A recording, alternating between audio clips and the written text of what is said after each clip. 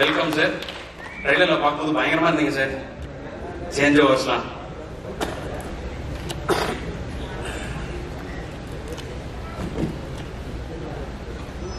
வருகின்ற அனைவருக்கும் என் வணக்கத்தை தெரிவித்துக் கொள்கின்றேன்.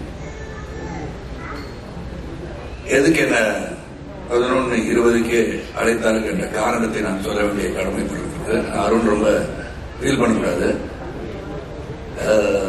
9 o'clock ஷார்ப்னு எனக்கு வந்து ஒரு சின்ன 9னா 9 வந்துடுவேன், 9:20னா 9:20 வந்துடுவேன், 10னா 10க்கு வந்துடுவேன். இன்னைக்கு என்ன போச்சுன்னா ஒரு நல்ல காரியத்துக்கு 11:30 மணிக்கு என் மனைவியும் நானும் கையெழுத்திட வேண்டிய ஒரு சூழல் உருவாகிவிட்டது. இல்லாட்டி இவ்வளவு ஒரு சந்தோஷமான ஒரு நிகழ்ச்சியில நான் சீக்கிரமா போக வேண்டிய ஒரு சூழலாம் நான் அழைக்கப்பட்டிருக்கின்றேன், பேச அழைக்கப்படும் என்பதை தெளிவாக மட்டும் சொல்லிடுறேன். இல்லாட்டி நான் அந்த ஃபங்க்ஷன் இறுதி வரை இருக்கிறவன் தான். எந்த ஃபங்க்ஷன் போனாலும் அது என்னுடைய பத்திரிகை நண்பர்கள் அங்கிருந்து இங்கே வந்தவன் நான் என்பது உங்களுக்கு தெரியும். அதனால என்ன முதல்ல அருண் தெரியுங்க தெரியலையே மன்னிச்சிருங்க, தப்பா நினைச்சுங்க, கோவப்பட்ட மாதிரி தெரிஞ்சது. என்ன சார் இந்த மாதிரி இப்படி சார் சினிமா ஃபங்க்ஷன் இப்படி தானே சார் இருக்கும் அப்படின்னீங்க. அது நான் வருத்தப்படல. ஏன்னா வாசுதேவன் வந்து வருத்தப்படாத ஒரு கேரக்டர். இந்த படம் வந்து முதல்ல கணேஷ், அதுக்கு ஸ்ரீ கணேஷ் கொடுத்தது ரொம்ப ரொம்ப நன்றி Sri. It's really wonderful film that time part of. அப்புறம் இதுல வந்து சித்தார்த் கூட ஒரு இன்டெலிஜென்ட் பஞ்சு மாதிரி உள்ளம் கொண்டவர் என்றெல்லாம் சொல்லி ராமசன் சொன்னாங்க. பஞ்சு மாதிரி உள்ளம் இருக்கிறதோ இல்லையோ அவர் வந்து தைரியமான ஒரு நல்ல ஒரு நண்பர்னு சொல்லலாம். இங்கதான் அவர் அருகில் வந்து பழகுகின்ற வாய்ப்பு கிடைச்சது இந்த படத்துல. தேவயானி அப்கோர்ஸ் 27ஆம் தேதி நாளை 28 ஆண்டுகள் Suryavamsam. So nostalgic to say that. 28 வருஷம் ஒரு படம் வந்து கொண்டாடப்படுகிறாங்க. யோகி பாபு டைலாக்ல இந்த படத்தை பார்க்கும்போது சூரியவம்சத்தை பார்த்த மாதிரியே இருக்குன்னு சொல்லும் போது இட்ஸ் ஸ்டில் ரெலவென்ட்ன்றது வந்து ரொம்ப முக்கியம். ஒரு படம் வந்து மக்களை சென்று அடைய வேண்டும் என்றால் அது ஒரு குடும்பமாகான படம் சென்று அடைந்திருக்கிறது சொன்னால் அதுக்கு பல படங்கள் போய் அடைந்திருக்கலாம். ஆனா அந்த சூரியவம்சம், நாட்டாமை, நட்புக்காக நான் நடிச்ச படத்தை நான் சொல்லிக்கிறேன், பல படங்கள் போய் ரீச் ஆயிருக்கு. சோ ஒவ்வொரு கதையும் அந்த கதை வந்து மக்களுடன் ஒன்றிணைந்து இருக்கும் போது அது வந்து ஆண்டாண்டு காலமாக வாழ்ந்து கொண்டே இருக்கிறது தான் சொல்லணும். அந்த விதத்துல ஸ்ரீ கணேஷ் வந்து அந்த கதை சொல்லும் போது ஃபர்ஸ்ட் எனக்கு நிறைய கேள்விகள்லாம் இருந்தது. இங்க எல்லாரும் பேசும்போது ஏழை, பணக்காரன், நடுத்தர வர்க்கம், வசதி படைத்தவர்கள் அனைவருக்கும் ஒரு கனவு வீடு என்று சொன்னார்கள். உண்மைதான்.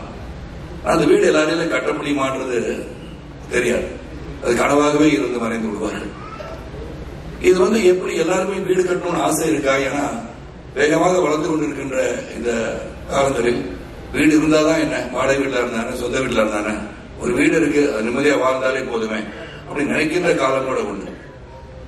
நேற்று கூட ஒரு பத்திரிகையாளர் கேட்டாங்க, என்ன சார் சார் நீங்க வீடு விற்கிறீங்களாமான்னு கேட்டாங்க. சரி வீடு விற்கல, அந்த வீடை வந்து பெருசா இடிச்சு கட்டுறேன், இது கூட தெரியாது வீடை விற்கிறீங்கன்னு கேட்டாங்க. வீடுல வந்து ஒரு சென்டிமெண்ட் அட்டாச் பண்ணி இங்க வந்து சொல்லியிருக்காங்களா? பில்ட் அ ஹோம், அது முதல் முறையாக உழைத்து சம்பாதித்து கட்டுகின்ற இல்லத்தை உண்மை பெருமையா பார்க்க வேண்டிய சூழல் அனைவரும் இருக்கணும் வந்து எந்த ஒரு கருத்து வேறுபாடு கிடையாது. அது நான் கேட்ட ஒரே கேள்வி ஸ்ரீ, இது வந்து ரீச் ஆகுமா? எல்லாருக்கும் வீடு கட்டணும்ன்ற ஆசை இருக்கா? இல்லாட்டி சம்பாதிச்சு நல்லா இருக்கணும், குழந்தை குடி நல்லா இருக்கணும், ஒரு காலம் நல்லா இருக்கணும், சேமிச்சு வைக்கணும்னு நினைப்பாங்க, வீடு கட்டணும்னு நினைப்பாங்களா என்ற ஒரு கேள்விதான் வந்தது. ஆனா இந்த படத்துல வந்து நடிக்க ஆரம்பிச்சதுல இருந்து I felt yes, I think a home, a roof above the head is compulsory and a must. அது வந்து இங்க வந்து இன்னைக்குதான் அருணை பத்தி ராம் சார் சொல்லும் போது எல்லாருமே அதே பாதையில தான் வந்திருக்கும். வானத்திலிருந்து குதிச்ச நட்சத்திரம் நம்ம எல்லாரும் உழைத்து கஷ்டப்பட்டு இந்த கஷ்டத்தை உள்ளடக்கி நாம் வாழ்ந்து கொண்டிருக்கிறோம் என்பது உண்மை. அருணை பற்றி சொல்லும்போது அருண் வந்து இந்த மேடையில நான் போன பிறகு அனௌன்ஸ் பண்ணுவாரு, அவர் அடுத்த படத்தை கதாநாயகன் நடிக்கிறதுக்காக தான் இன்னைக்கு ஷேவ் பண்ணிட்டு கிளீன் ஷேவோட வந்திருக்காரு நான் நினைக்கிறேன். மனசுல படுது. அது தேவயானி இயக்கத்தில் நடிப்பாருன்னு நான் நினைக்கிறேன். நான் ஏற்கனவே ஒரு படம் ஒத்துக்கிட்டாரு, தேவயானி இயக்க ஷாக்கி டாக்கீஸ் வந்து தயாரிக்க நானும் சித்து நடிக்கிறதா ஒப்புதல் அளித்து விட்டோம். அதனால அது பண்ணுவார நம்பிக்கையோட தான் நான் பேசுறேன். நான் தேவயானி டைரக்டர் ஆயிட்டாங்க. சோ இங்க படத்தை வந்து நீங்க ட்ரெய்லர் பார்க்கும் போதும் சரி, பக்கத்துல சைத்ரா வந்து கேட்டாங்க, சரத் சார் என்ன கண்ணீர் வந்தது போல் தெரியுதுன்னு சொன்னாங்க. கண்ணீர் வந்தது போல் தெரியவில்லை, உண்மையாக கண்ணீர் வந்ததுதான் என்று சொன்னேன். And it is so emotional to look at it. The way it is editor பேசிட்டு இருந்தாங்க. And DK Chetan who worked with us initially. இது ஒரு வாழ்க்கைக்கு இன்று மக்களோடு மக்களாக இணைந்து பார்க்கும்போது இந்த குடும்பம், குடும்பம் தான் மெயின், இது ஸ்ட்ரென்த். அது டிஸ்இன்டகிரேட் ஆகக்கூடாது. எந்த ஒரு சூழலும் தாய் தந்தையை வணங்குவதுன்னு சொல்ற மாதிரி அந்த குடும்பத்தை ஒற்றுமையாக வைத்திருப்பதே மிக மிக கடினம் இந்த காலகட்டத்தில். இந்த படத்தில் பாத்தீங்கன்னா அவ்வளவு சோதனைகள். நீங்க ட்ரெய்லர் பார்க்கும்போது நான் சொல்றேன், படத்தை நீங்க பார்த்து தெரிஞ்சுக்கிட்டீங்க. அந்த வேதனைகளும் சோதனையும் வருகின்ற காலகட்டத்தில் நினைத்திருந்தது நடக்கிறதா இல்லையான்னு அந்த கதை. அதுவும் ஸ்ரீகணேஷ் சித்தரித்த விதம் யதார்த்தமா வாழ்க்கையில் இப்படிதான் இந்த நடுத்தர குடும்பம்னா இப்படிதான் இருக்கும். படிக்க வைக்கிறது எப்படி, கல்லூரிக்கு போறது எப்படி, கல்லூரி வேலை கிடைக்கிறது எப்படி, கல்யாணம் பண்ணி வைக்கிறது எப்படி, உடல்நலம் சரியில்லாம போனா எப்படி, இதெல்லாம் தாண்டி உங்க கடமை வெற்றி பெற வேண்டும் என்று சொன்னால் மிக மிக கடினம் என்பதை உணர்த்துகின்ற ஒரு படம் இது. நான் கடைசியில் வெற்றி பெற வேண்டும் என்று சொல்கின்ற படம் இதுதான். அதுல கடைசியில் நீ ஜெயிக்கணும்னு சொன்னது பார்த்தீங்களா, that is where we stand. நான் life is full of challenges என்னை பொறுத்த வரைக்கும். லாட் ஆஃப் ரிஸ்க் அது. இதுல சாதிச்சு காட்டணும், எந்த இடத்துலயும் மனசை விடக்கூடாது. ஏதோ ஒரு இன்டர்வியூ நாசித் அண்ட் தேவேரி சொன்ன ரவிக்குமார் சார் கேட்டாங்க, நான் ஒரு தேர்தலில் மிகப்பெரிய தேர்தலில் தோல்வி பெற்று வந்துட்டு இருக்க வழியில நாளைக்கு ஷூட்டிங் எங்கன்னு கேட்டேன். இல்ல சார் கேன்சல் பண்ணிட்டேன் அப்படின்னா. எதுக்கு சார் கேட்டேன். இல்ல இந்த நேரத்தில் இந்த எமோஷன்ல எப்படின்னாங்க. நான் சொன்னேன் சார் அது வேறு இது வேறு, நாளைக்கு ஷூட்டிங் நடிக்கிறேன்னு சொன்னேன். That should be your attitude. That should be the attitude to think. நம்ம தோல்வி என்பதை நம்ம நினைச்சுட்டே இருந்தோம்னா வெற்றி வரவே வராது. பல தோல்விகளை கடந்து வருவதுதான் வாழ்க்கை என்று உணர்ந்தவன் நான் பேசி கடிதம் படித்து விட்டு நான் சைக்கிள் போய் பேப்பர் போட்டு ஒரு பத்திரிகையாளராக சைக்கிள் கடையில் சைக்கிள் ஃபில்டராக நான் அருணை பத்தி சொன்னேன். I wanted to say about myself. Many people may not know that. அவனு எங்கேயோ வானத்தந்து குதிச்ச நட்சத்திரம் கிடையாது. எங்க அப்பாக்கு 5000 ரூபாய் சம்பளம். செய்திகள் வாசிப்பது ராமநாதன் கணீர் குரலுக்கு சொந்தக்காக ஆரண்டியர்கள் வேலை செஞ்சவர் தான் வரும். சோ நாங்க வீடு கட்டணும்ன்ற எண்ணம் எங்க அப்பாவுக்கு வந்ததா இல்லைன்னு தெரியாது. மொத்தம் நாங்க சென்னைக்கு வந்த பிறகு 11 வீடு மாறி இருக்கோம். My father never had the opportunity to build a house, but he developed me. நான் படிச்சு பாஸ் பண்ணி உழைச்சு சரத் நீ வீடு வாங்கணும்னு என்ன உந்துதல் பண்ணுவதை நினைத்து பார்க்க வைத்த படம் 3 BHK. It's truly emotional. It relates to me. அதான் சைத்ரா கேட்கும்போது சொன்னேன், கொஞ்சம் ஈரமா இருக்கு. This is where we take our lives back to where we started from. அதுதான் இந்த படம். So இதுல பல பாடங்கள் இதுல இருக்கு. How to fight in life. You just cannot give up. Go towards your aims and goals and ambitions. You can achieve it. அது முடியாதுன்னு நினைச்சிட்டோம்னா then you're finished. ஒரு பாக்ஸிங் பவுட்ல கீழே விழுந்தவனே you are lost ன்னு நினைக்கப்படாது. That's when you lose.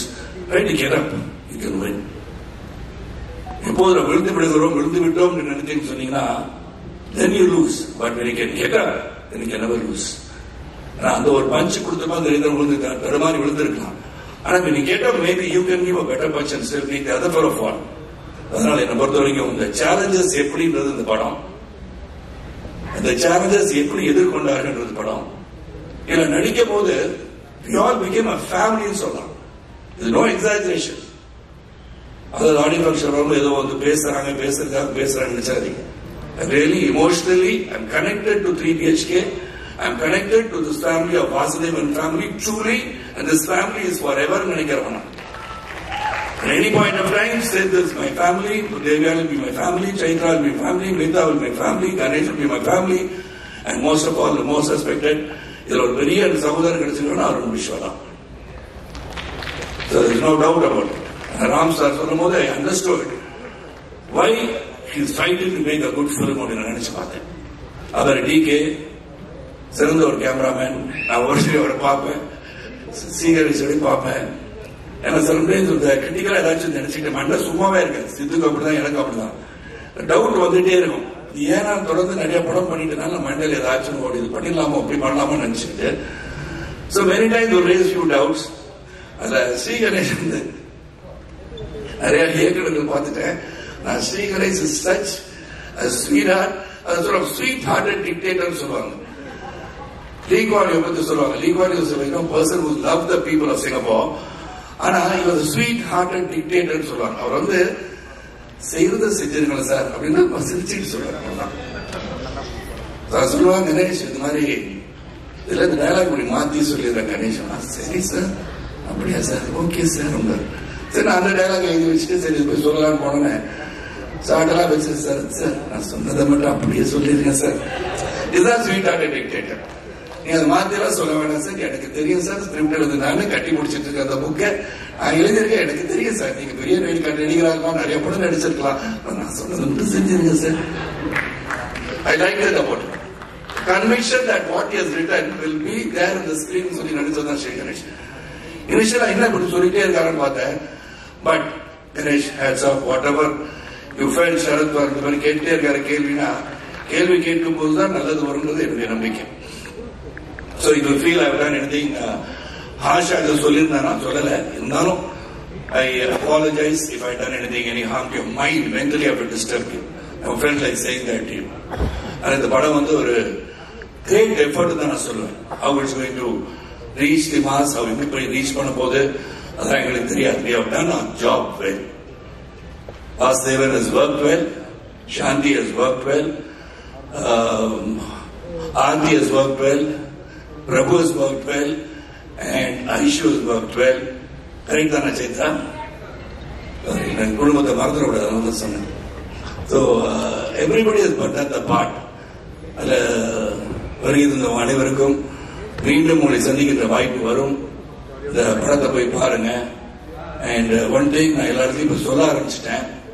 The audience will go and see. Other than the press and the media were authorized or given the rights to even criticize a movie or write good about a movie, they were the right because they are film critics. But as the audience, நீங்க போய் படம் பார்க்கும் போது keep your judgment reserved. Let everybody see it and come up with an opinion. படங்களை போய் பார்த்து உள்ள இருந்துகிட்டே அச்சா உள்ள வந்துடாதா படம் நல்லா இல்லைன்னு சொல்லிடாதீங்க. உங்க வியூ அப்படி டேஸ்ட் டிஃபர். ஒருவருடைய விஷயம் இன்னொருத்தருக்கு அமிர்தமா இருக்கலாம், அது நமக்கு தெரியாது இல்லையா? So let them all go there. You all go watch the film. Let every individual make their own decision how this movie is. அப்படி பண்ணா இந்த கலை உலகம் என்றும் நிலைத்து நிற்கும் என்று சொல்லி உங்களை விட்டு இங்கிருந்து பிரிந்து செல்வதற்கு மனம் இல்லாவிட்டாலும் என்று இருக்கிற இந்த அப்பாயின்மெண்ட் அப்படி ஐ won't go anywhere. நான் பத்திரிகையாளர் சிலர் கேள்வி கேட்கணும்னு நினைப்பாங்க என்ன, அதுக்கெல்லாம் பதில் சொல்லியே நான் பழகிருக்கேன். என்னை பொறுத்த வரைக்கும் கனவெல்லாம் நிஜமாகும் சொல்லி வரிகளுக்கு இருக்கு இல்லையா? நீங்க எல்லாம் உழைச்சோம்னா உண்மையா நாம் அனைவரும் உழைத்தால் உழைப்புக்கு ஒரு வெற்றி உண்டு. உழைப்பவரே உயர்ந்தவர், உழைப்பு உயர்வு தரும் என்று புரட்சித் தலைவர் மக்கள் திலகம் கையெழுத்திட்டது போல உழைப்பவரே உயர்ந்தவர் என்ற எண்ணத்தோடு நாம் அனைவரும் உயர்வோம். உண்மையாக உழைத்தால் வெற்றி வரும். அந்த வெற்றியை நோக்கி பயணிகள் சொல்லி இந்த படம் சிறப்பாக உங்களுடைய வாழ்த்துக்களுடன் திரையரங்கில் நிரம்ப, காட்சிகள் நிரம்ப நல்ல வெற்றி படமாக அமைய வேண்டும் என்று வாழ்த்தி விடைபெறுகிறேன். நன்றி, வணக்கம்.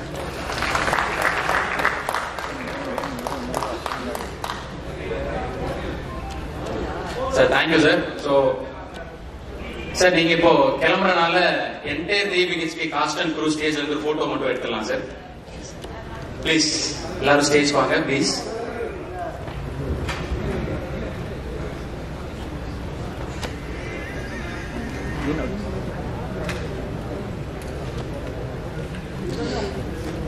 டிபிஹெச்கே ஃபேமிலியோட மொத்த காஸ்ட் அண்ட் க்ரூ எல்லாருமே ஸ்டேஜுக்கு போய் வரலாம் ப்ளீஸ்.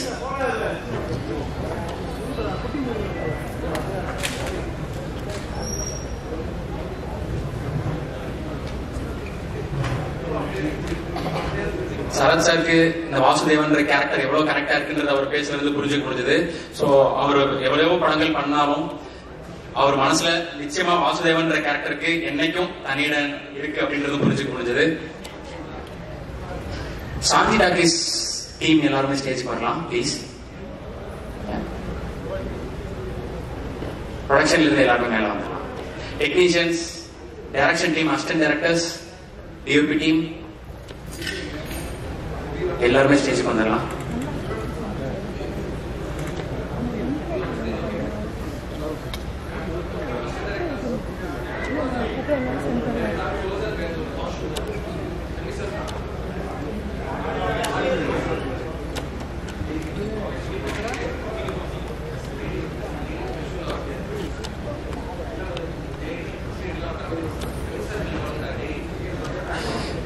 இப்போ ஒரு போட்டோ செஷன் தான் இப்போ.